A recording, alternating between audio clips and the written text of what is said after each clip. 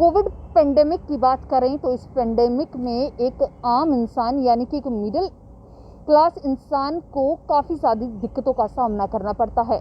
पिछले साल 2020 की बात करें तो उस साल भी एक मिडिल क्लास जो है वो सबसे ज़्यादा सफ़र हुआ था, क्योंकि एडमिनिस्ट्रेशन या सेंटर में बैठी सरकार की बात करें तो दावे बड़े थे कि हर तरीके से राहत पहुंचाई जाएगी, परंतु राहत के नाम पर कुछ नहीं मिला। और इस साल भी लॉकडाउन जो है वो उसकी अवधि लगातार बढ़ रही है और वो एक चिंता का विषय बन रही है एक आम इंसान के लिए, यानी कि एक मिडिल क्लास के लिए, कि जो रोज़ अपना गुजारा करने के लिए घर से निकलता है, कमाता है और फिर परिवार को पालता है।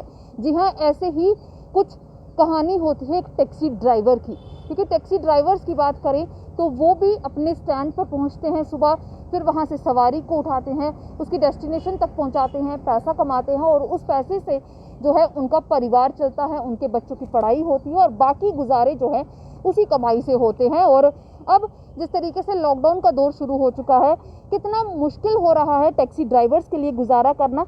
बातचीत करते हैं, हमारे साथ जम्मू एयरपोर्ट से ही टैक्सी ड्राइवर हैं, इनसे बातचीत करेंगे। सर, सबसे पहले आपका नाम? मेरा नाम है जी जय शेरा वाली पवन कुमार शर्मा। सर, मैं एक रिक्वेस्ट करगी, ये मास्क पाई लो क्योंकि इस वेले जेडे केसिस हैं बड़े ज़्यादा बढ़ा रहे हैं। तो पर पहला सवाल मेरा ये है कि जियां लॉकडाउन दोबारा लगी दा बड़ा ज़्यादा बढ़ता जा रहा है, टाइम पीरियड अगे अगे होंदा जा रहा है, कितना मुश्किल हो रहा है कम काज या बाकी चीज़ां? मैडम जी, जो सच्चाई की बात है, इस समय बहुत मुश्किल है। काम काज तो हमारा है ही नहीं है। जब से ये लॉकडाउन लगा हुआ है, पिछले साल भी हमारा काम बिल्कुल नहीं चला। अभी थोड़ा सी राहत मिली थी, माता रानी जी की कृपा से लोग आ रहे थे तो हम एयरपोर्ट से लेके कटरा जाते थे। अभी तो लॉकडाउन लगने से क्या हो गया, बिल्कुल काम ठप पड़ा हुआ है और जो भी दिहाड़ीदार हैं, गरीब मजदूर आदमी, उनके लिए तो बड़ा मुश्किल है। हमारे लिए तो हमने तो गाड़ियों की किस्तें भी देनी है। तो ये किस्तें जैसे बैंक में देखा गया तो बैंक वाले तो पिछले साल बोल रहे, हमने देखा था पिछले साल बोल दिया था सेंटर ने कि किस्तों के लिए कुछ किया जाएगा, 3-3 महीने की जो है किस्त माफ़ हो जाएगी। इस बार भी सेम शुरू हो चुका है। क्या लगता है कि इस बार सेंटर कुछ ऐसा लाएगी, या किस्तें माफ़ की जाएंगी या किस्तों को आगे किया जाएगा, या आप लोगों को मजबूरन जो है वो सारी चीज़ें करनी पड़ेंगी? एक्चुअली मैडम जी ऐसा है कि किस्त, मैं बैंक में गया था, बैंक वालों को मैंने बोला था कि किस्त उसको माफ़ है या कुछ आगे पीछे, उन्होंने बोला नहीं किस्त तो देनी पड़ेगी। मैं प्रधानमंत्री जी ने ऑर्डर किया, वो भाई कोई बात नहीं, थोड़ा लेट भी करेंगे। कहते नहीं, किस्त तो आपको हर महीने देनी ही पड़ेगी। उसमें कोई लिखा हुआ ऑर्डर नहीं होता है हमारे पास, जब लिखा होता है तब होता है। तो वो किस्त तो देनी पड़ेगी। वो गाड़ी के कागज है, जैसे डॉक्यूमेंट, हमारी इंश्योरेंस है, बहुत ज़्यादा। पर वही एक सवाल है ना कि एक आम इंसान ने सवेरे जाना, शामी कमाइए आना, तो उहदे करने फिर पूरे परिवार का खर्चा चलना, तो बाकी खर्चे चलने। पर इस टाइम जो कमाने का साधन है नहीं है तो खर्चे पूरे न, तो कियां चला? बस यही हम चाहते हैं कि अगर गवर्नमेंट हो सके, ये हम जो मजदूर लोग हैं, गरीब तबका है, इनके लिए गवर्नमेंट जरूर कोई पैकेज वगैरह दे, थोड़ा राहत मिलेगी सबको। और जो गरीब की दुआ है ये पूरे ब्रह्मांड तक पहुंचती है। बाकी हमने माँ वैष्णो देवी पे विश्वास रखा हुआ है, वो तीनों लोगों की स्वामी है, लोग पर लोग, 7 लोग की मालिक है, उसी पे विश्वास रखा हुआ है, उसी पे भरोसा रखा हुआ है। कितने साल से आप ये टैक्सी चला रहे हैं? कितने साल हो गए आपको ये टैक्सी चलाते हुए? मैडम जी, ये टैक्सी चलाते हुए मुझे 40 साल हो गया है। मैंने बड़े बड़े एक्टरों से, जैसे राजेश खन्ना के साथ भी काम किया हुआ है, जैसे प्रसिद्ध गायक नरेंद्र चंचल, वो आते ही मेरे साथ हैं, सबको मालूम है। वो हाई सेकेंडरी स्कूल में जब जागरण करते हैं, वहाँ मेरी भी सेवा होती है। अच्छा। और नरेंद्र चंचल जी के जब भी आना जाना, मेरे साथ आना, जैसे पीछे इधर शूटिंग हुई थी पत्नीटॉप में, प्यार हो गया, वहाँ भी मेरी ही गाड़ी लगी, सबको मालूम है। और हर नया साल मैं माँ के चरणों में ही मनाता हूँ। माँ पे श्रद्धा रखता हूँ, माँ पे आस्था रखता हूँ, माँ पे विश्वास रखता हूँ। अभी हम यही माता के आगे ही प्रार्थना करते हैं, माँ आप ही कलयुग की प्रधान हो, और आप ही तीनों लोगों की स्वामी हो। बस उसी का भरोसा है, उसी का सहारा है, उसी के विश्वास पे चलते हैं। जी, जिस तरीके से अगर हम बात करें तो आप बात करें कि आपका विश्वास माता रानी पे है। जी हाँ, पूरे जम्मू कश्मीर के वासियों का इस समय विश्वास जो है माँ वैष्णो देवी पर है, क्योंकि माँ वैष्णो देवी का स्थान ऐसा है जहाँ पर सिर्फ हमारे देश से नहीं, विदेशों से भी श्रद्धालु माथा टेकने के लिए पहुँचते हैं और एक अलग तरीके का विश्वास, आस्था वहाँ पर देखने को मिलती है। पर इस समय बात हो रही है कि गुजारा किस तरीके से, क्योंकि परिवार में आपके बच्चे भी होंगे, खाने के लिए भी सब चाहिए, रोटी के लिए भी चाहिए, या फिर पढ़ाई के लिए भी पैसे चाहिए, बाकी सभी खर्चों के लिए भी चाहिए, तो गुजारा कितना मुश्किल हो रहा है? मैडम जी, अभी आपने बहुत अच्छा किया, मुझे ऐसा पूछा। मैं दादा भी बना हुआ हूँ और नाना भी बना हुआ हूँ, और घर में जो भी मेरा कारोबार है, मेरे भी माँ भगवती जी ने 3 बच्चे हैं, एक बेटी है, उसका नाम लक्ष्मी है, बेटे का नाम वरदान है, छोटा गौरव है, वो पढ़ रहे हैं। तो बेटी की चलो शादी हो गई है, इस समय गुजारा चलाना बड़ा ही मुश्किल है। तो क्या करते हैं, सुबह जाते हैं हम एयरपोर्ट में, कोई आता ही नहीं है, जो भी आता है कोई आर्मी वाले आते हैं।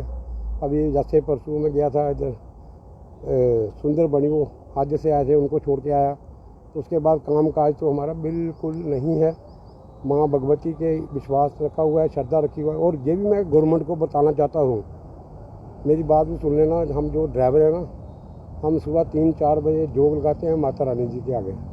हम यही चाहते हैं, पहला नंबर गवर्नमेंट की जो गाइडलाइन है उसका भी इस्तेमाल किया जाए, पूरा हम करते हैं, हम गवर्नमेंट का पूरा सहयोग दे रहे हैं। उन मांग की सरकार कोलों कि किस तरीके की ਤੁਹਾਡੀ सारे लोगों की मदद करें, क्योंकि बड़े सारे ऐसे ड्राइवर होने ਜਿਹੜੇ रोटी भी नहीं घर उस वेले मौजूद होने। मैं आपको वो बात बोलूं कि अभी तो हमारे पास, सच्ची बात बोलूं, चलो माता रानी पे फिर विश्वास है, पूरी श्रद्धा है, आस्था है, विश्वास है।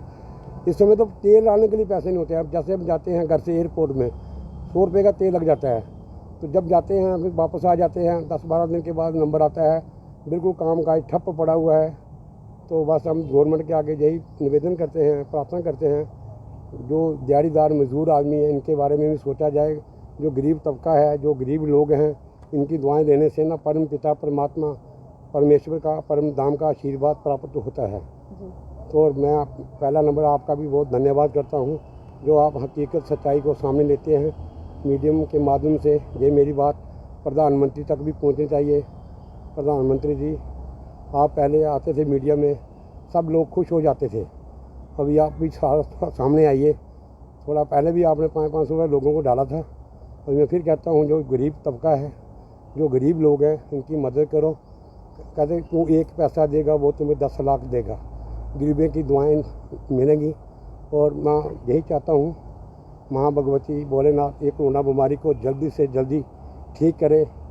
तो जैसे हमारा पहले वार सबसे अच्छा है, और जहाँ पे वैष्णो देवी में देश विदेश से लोग आते हैं, आते रहें, माता के दर्शन पाते रहें। हम यही आपके मीडिया के माध्यम से मैं गवर्नमेंट को भी जय हिंद, जय भारत, भारत माता की जय, वंदे मातरम, जय जय शेरां वाली, जयकारा शेरां वाली का। और परम पिता परमात्मा भोलेनाथ जी का भी कोटि कोटि बार धन्यवाद करता हूँ। मेरी ये आवाज़ प्रधानमंत्री तक भी पहुँचनी चाहिए। और आज मंगलवार है, हनुमान जी का वार है। सच्चे मन से जो कोई मानेगा उसका बेड़ा पार है जी। चारों युग प्रताप तुम्हारा, जय हनुमान। कोरोना को भगाओ और सबको अच्छा करो।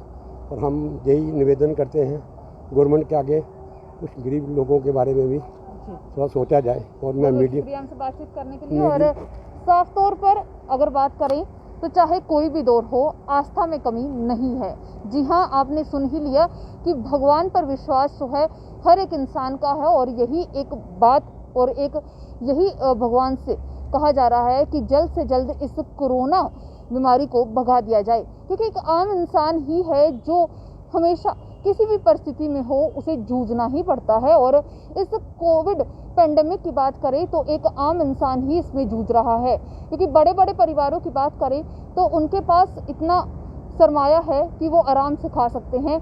गरीबों की बात करें तो उन्हें किसी न किसी तरीके से मुहैया करवा दिया जाएगा, परंतु एक मिडिल क्लास कहाँ जाएगा, ये एक बड़ा सवाल है। और ये टैक्सी ड्राइवर हमारे साथ थे, जिनका पूर्ण रूप से विश्वास भगवान पर भी है, और वो मांग कर रहे हैं कि एक गरीब इंसान के लिए, एक टैक्सी ड्राइवर के लिए भी सोचा जाए, जो कि इस टैक्सी से ही अपने परिवार का पालन पोषण करता है, परंतु इस कोरोना की वजह से वो सब कुछ बंद हो चुका है।